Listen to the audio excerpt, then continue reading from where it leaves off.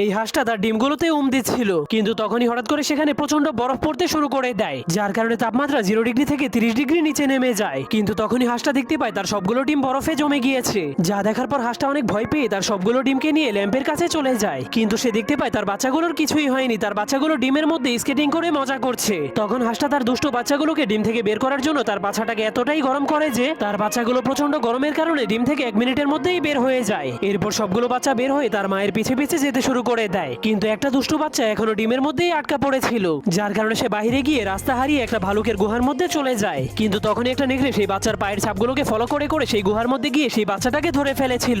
এরপর হাঁসটা যখন তার বাচ্চাগুলোকে গুনতে শুরু করে তখন সে বুঝতে পারে তার একটা বাচ্চা গায়েব হয়ে গেছে, যার কারণে সে পাগল হয়ে সব জায়গাতে তার বাচ্চাটাকে খুঁজতে শুরু করে দেয়। অনেক খোঁজাখুঁজির পর সে দূরবীনের সাহায্যে তার বাচ্চাটাকে খুঁজে পায়। তখন সেই নেকড়েটা অনেক মজা করে তার বাচ্চাটাকে রান্না করার জন্য প্রস্তুতি নিচ্ছিল, কিন্তু তখনই তার ঘরের ঘন্টা বাজলে নেকড়েটা দরজার ছিদ্র দিয়ে চেক করতে শুরু